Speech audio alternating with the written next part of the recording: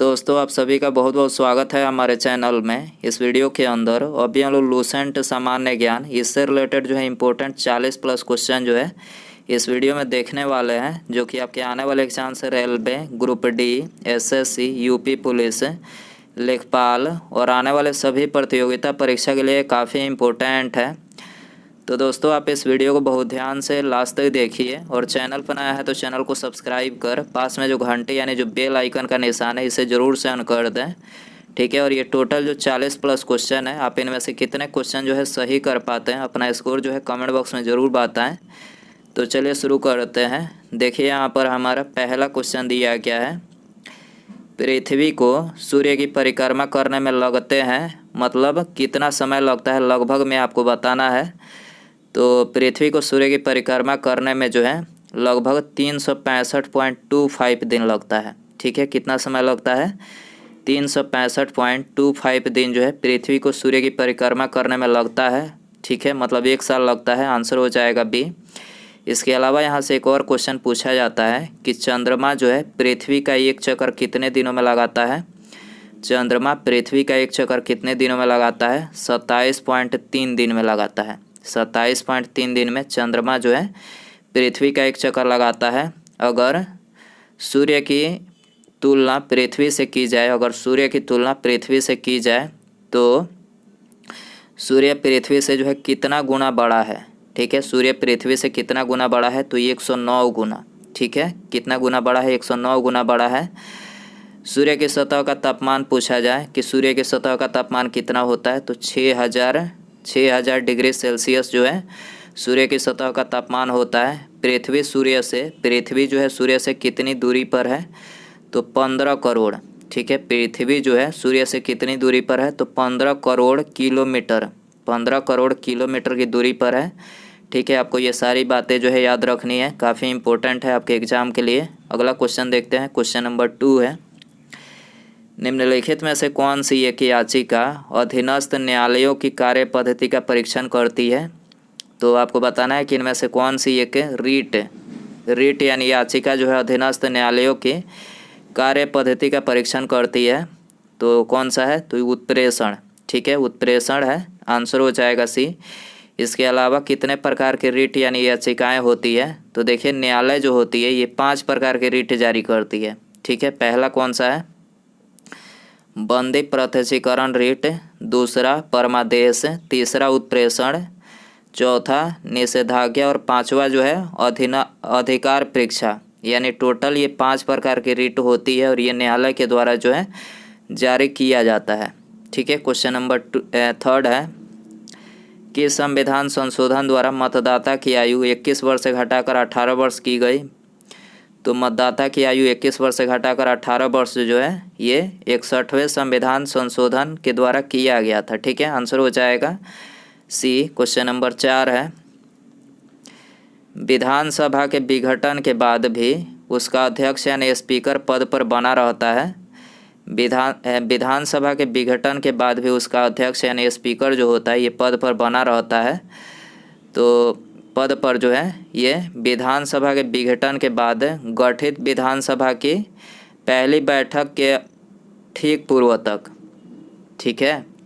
विधानसभा के विघटन के बाद गठित विधानसभा की पहली बैठक के मतलब पहली बैठक के ठीक पूर्व तक, ठीक है। जब तक कोई पहली बैठक नहीं हो जाती तब तक जो है ये अपने पद पर बना रहता है, ठीक है। याद रखना है। आंसर हो जाएगा ए। क्वेश्चन नंबर 5 है, राष्ट्रीय मानवाधिकार आयोग का अध्यक्ष किसे बनाया जाता है। राष्ट्रीय मानवाधिकार आयोग का अध्यक्ष किसे बनाया जाता है?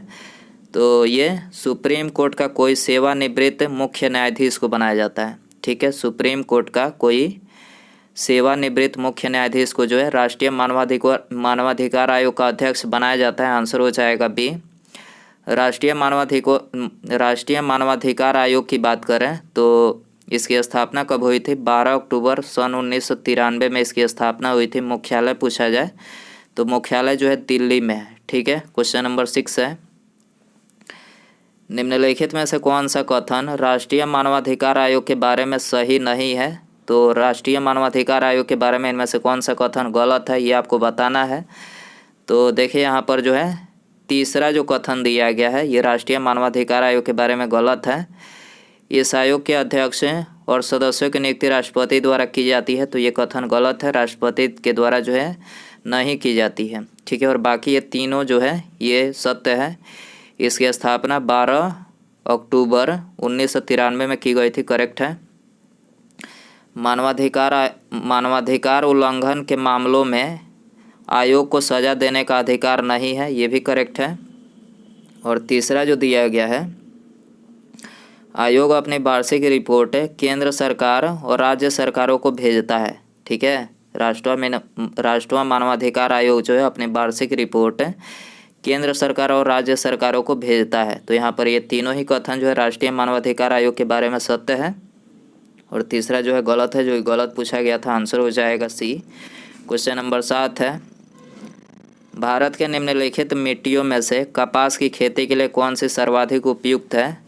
तो कपास की खेती के लिए जो है काली मिट्टी, जिसे रेगुर मिट्टी के नाम से जाना जाता है, ये उपयुक्त होता है। काली मिट्टी या फिर रेगुर मिट्टी ये सबसे अधिक कहाँ पाया जाता है? महाराष्ट्र में। कहाँ पाया जाता है? महाराष्ट्र में सबसे अधिक जो है काली मिट्टी या फिर रेगुर मिट्टी पाई जाती है, ये आंसर हो जाएगा। क्वेश्चन नंबर 8 है, सूर्य से निकले विनाशकारी रेडिएशन से निम्नलिखित में से कौन जीवन सुरक्षा करता है? सूरज से निकले विनाशकारी जो रेडिएशन होता है तो उससे कौन जो है जीवन सुरक्षा करता है? तो ओजोन परत। ओजोन परत ही जो है ये मतलब सुरक्षा करता है, आंसर हो जाएगा सी। क्वेश्चन नंबर 9 है, निम्नांकित में से कौन सी एक नदी डेल्टा का निर्माण नहीं करती है? डेल्टा का निर्माण नहीं करती है, तो करेक्ट आंसर सी हो जाएगा, नर्मदा। ठीक है, नर्मदा जो है ये डेल्टा का निर्माण नहीं करती है। इसके अलावा डेल्टा के निर्माण करने वाली नदियां हैं, प्रमुख नदियां कौन सी है? महानदी, गंगा और कावेरी। महानदी, गंगा और कावेरी जो है ये डेल्टा का निर्माण करने वाली प्रमुख नदियां हैं। क्वेश्चन नंबर 10 है, कौन सी नदी उड़ीसा में अपना डेल्टा बनाती है? कौन सी नदी उड़ीसा में अपना डेल्टा बनाती है? महानदी। ठीक है, महानदी जो है उड़ीसा में अपना डेल्टा बनाती है। क्वेश्चन नंबर 11 है, राष्ट्रीय मानवाधिकार आयोग के अध्यक्ष का कार्यकाल कितने समय का होता है? Very important question. राष्ट्रीय मानवाधिकार आयोग का कार्यकाल कितने समय का होता है? 5 वर्ष या फिर 70 वर्ष तक, यानी मतलब इसमें से जो पहले पूरा हो जाएगा तब तक जो है इनका कार्यकाल होता है, आंसर हो जाएगा डी। क्वेश्चन नंबर 12 है, विश्व वन क्षेत्र से किस एक के फैलाव की प्रतिशतता सर्वाधिक है? विश्व वन क्षेत्र में से किस एक के फैलाव की प्रतिशतता सर्वाधिक है? तो सर्वाधिक है शीतोष्ण संकुशी वन का। ठीक है, आंसर हो जाएगा ये। क्वेश्चन नंबर 13 है, निम्न में से कौन सा एक पादप हार्मोन है? निम्न में से कौन सा एक पादप हार्मोन है? तो साइटोकाइनिन। ठीक है, साइटोकाइनिन जो है एक पादप हार्मोन है, सी आंसर हो जाएगा। क्वेश्चन नंबर 14 है, प्रतिवर्ती क्रियाओं का नियंत्रण केंद्र कहाँ पर होता है? प्रतिवर्ती क्रियाओं का नियंत्रण केंद्र कहाँ पर होता है? कशेरुक रज्जु में होता है। ठीक है, प्रतिवर्ती क्रियाओं का नियंत्रण केंद्र कहाँ पर होता है? कशेरुक रज्जु में होता है, सी आंसर हो जाएगा। क्वेश्चन नंबर 15 है, मंत्रिपरिषद सामूहिक रूप से किसके प्रति उत्तरदायी है? मंत्रिपरिषद सामूहिक रूप से जो है लोकसभा के प्रति उत्तरदायी है, आंसर हो जाएगा डी। दोस्तों, यदि आपको वीडियो पसंद आ रहा है तो प्लीज़ वीडियो को लाइक ज़रूर करें और अपने दोस्तों में भी शेयर ज़रूर करें, और चैनल पर नया है तो चैनल को सब्सक्राइब करके बेल आइकन यानी जो घंटे का निशान है इसे ज़रूर ऑन कर दें। बेल आइकन ऑन करने से फ़ायदा ये होगा, जब भी मैं कोई नई वीडियो अपलोड करूँगा तो उसका नोटिफिकेशन जो है आपको टाइम टू टाइम मिल सकेगा। तो सब्सक्राइब करने के बाद बेल आइकन ऑन रखें। अगला क्वेश्चन देखते हैं, केल्विन मान से मानव शरीर का सामान्य तापमान कितना है? 310 केल्विन होता है। ठीक है, केल्विन मान में मानव शरीर का सामान्य तापमान 310 केल्विन होता है। सेल्सियस में पूछा जाए सामान्य तापमान कितना होता है? 37 डिग्री सेल्सियस जो है ये मानव शरीर का सामान्य तापमान होता है। 17 है, नमक को बर्फ़ के साथ मिलाने से हिमांक क्या होता है? तो हिमांक जो है ये घटता है। ठीक है, आंसर हो जाएगा ये। क्वेश्चन नंबर 18 है, किसी अर्धचालक का प्रतिरोध गर्म करने पर किसी अर्धचालक का प्रतिरोध गर्म करने पर क्या होता है? तो घटता है। ठीक है, किसी अर्धचालक का प्रतिरोध गर्म करने पर क्या होता है? घटता है। आंसर हो जाएगा बी। क्वेश्चन नंबर 19 है, वेरी इंपॉर्टेंट क्वेश्चन है ये। लॉकडाउन में कौन लगाता है धारा 144? तो देखिए धारा 144 जो है ये लॉकडाउन में लगाया जाता है। ठीक है, राज्य या केंद्र शासित प्रदेश में जिला या किसी भी कार्यकारी मजिस्ट्रेट को धारा 144 कानून लागू करने का अधिकार होता है। ठीक है, राज्य या केंद्र शासित प्रदेश में जिला या किसी भी कार्यकारी मजिस्ट्रेट को जो है धारा 144 कानून जो है लागू करने का अधिकार होता है। इससे पहले नोटिफिकेशन जारी किया जाता है और इसके बाद जो है धारा 144 लगाई जाती है। तो ये काफ़ी ज़्यादा इम्पोर्टेंट है आप सभी के लिए। अगला क्वेश्चन देखते हैं, क्वेश्चन नंबर 20 है। सबसे ज़्यादा 49 बार राष्ट्रपति शासन किसके समय में लगा था?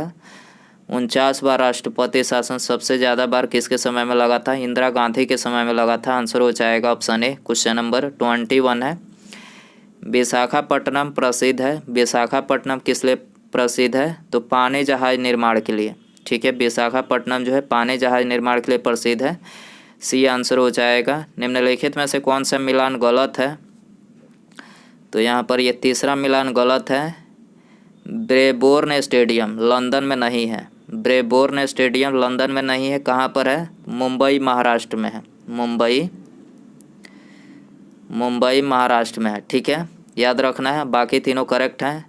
चेपक स्टेडियम चेन्नई में है। फिरोज शाह कोटला स्टेडियम कहाँ पर है? दिल्ली में है। ग्रीन पार्क स्टेडियम कानपुर में है। याद रखना है आपको। बिहार दिवस किस तिथि को मनाया जाता है? बिहार दिवस किस तिथि को? 22 मार्च को। बिहार दिवस 22 मार्च को मनाया जाता है। तानसेन सम्मान किस राज्य द्वारा प्रारंभ किया गया? तानसेन सम्मान जो है संगीत के क्षेत्र में दिया जाता है और ये मध्य प्रदेश सरकार के द्वारा जो है प्रारंभ किया गया। ठीक है, तो आंसर हो जाएगा बी। 25 है। सूर्य ग्रहण कब होता है? सूर्य ग्रहण कब होता है? तो चंद्रमा जब सूर्य व पृथ्वी के बीच आता है। चंद्रमा जो है सूर्य व पृथ्वी के बीच में आता है तब जो है सूर्य ग्रहण होता है। याद रखना है, सी आंसर हो जाएगा।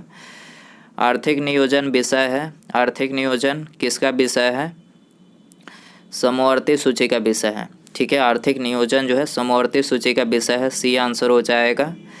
संघीय सरकार के बजटों में राजकोषीय घाटे के बड़े भाग की पूर्ति की जाती है।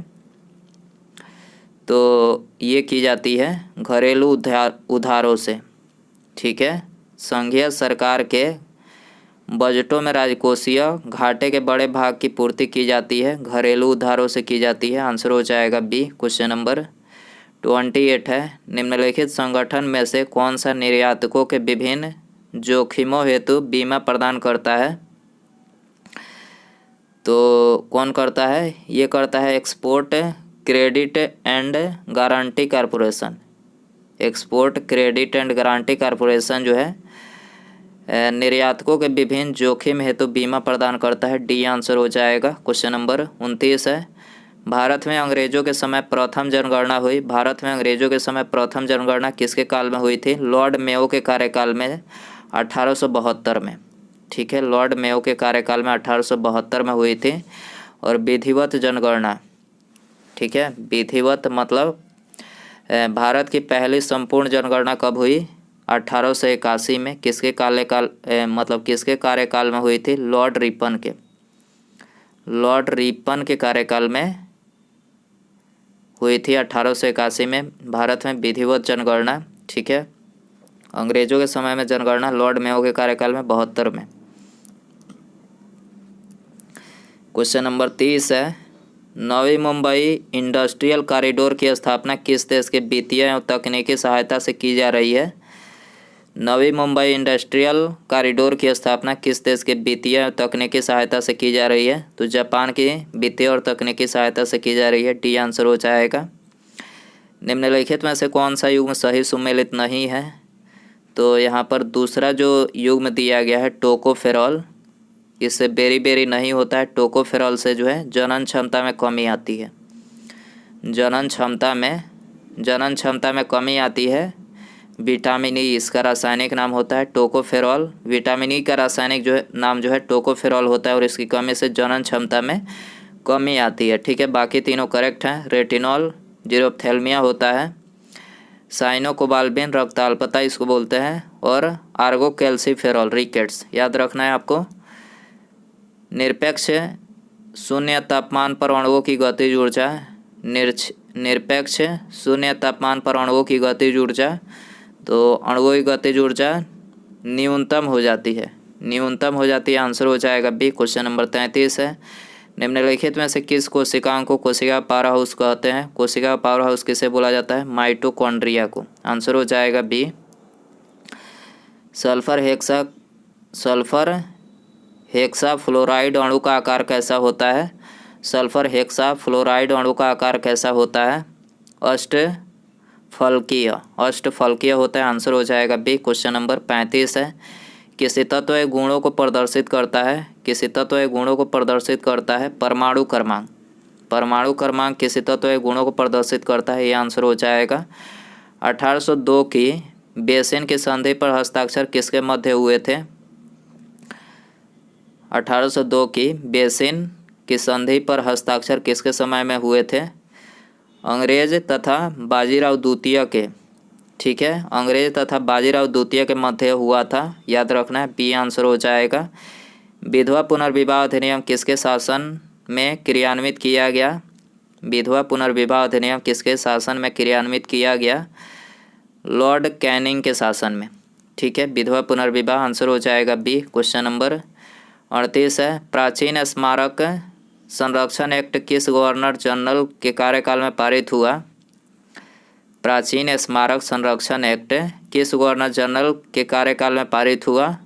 तो ये लॉर्ड कर्जन के कार्यकाल में पारित हुआ। ठीक है, आंसर हो जाएगा सी। क्वेश्चन नंबर 39 है, अंग्रेजी भारतीय सेना में चर्बी वाले कारतूसों से चलने वाली एनफील्ड राइफल कब शामिल की गई? तो ये जनवरी 57 में। ठीक है, सॉरी 57 में नहीं, दिसंबर 1856 में। ठीक है, दिसंबर 1856 में जो है अंग्रेजी भारतीय सेना में चर्बी वाले कारतूसों से चलने वाली एनफील्ड राइफल को जो है शामिल किया गया था। और 1857 का जो तत्कालिक कारण मतलब पूछा जाता है एग्जाम में, तो यही इसका तत्कालिक कारण था। चर्बी वाले कारतूस का प्रयोग किया जाता था एनफील्ड राइफल में। ठीक है, ये सबसे बड़ी 1857 की ये सबसे बड़ी जो है इसका मुख्य कारण था। याद रखना है आपको, एग्जाम में पूछा जाता है। ठीक है, और 1857 की जो क्रांति इसकी शुरुआत कहाँ से हुई थी? 10 मई सन 1857 को मेरठ से, याद रखना है आपको। क्वेश्चन नंबर 40 है, बौद्ध संघ के नियम मूलतः किस पुस्तक में दिए गए हैं? बौद्ध संघ के नियम मूलतः किस पुस्तक में दिए गए हैं? तो ये दिए गए हैं विनय पिटक पुस्तक में, विनय पिटक में दिए गए हैं। बी आंसर हो जाएगा। निम्नलिखित में से कौन सा शासक वर्ण व्यवस्था का रक्षक कहा जाता है? कौन सा शासक वर्ण व्यवस्था का रक्षक कहा जाता है? गौतमीपूर्ण सतकर्णी। ठीक है, गौतमीपूर्ण सतकर्णी को जो है वर्ण व्यवस्था का रक्षक कहा जाता है। सी आंसर सही रहेगा। क्वेश्चन नंबर 42 है, राजश्री कौन थी? Very important question. राजश्री कौन थी? हर्ष की बहन थी।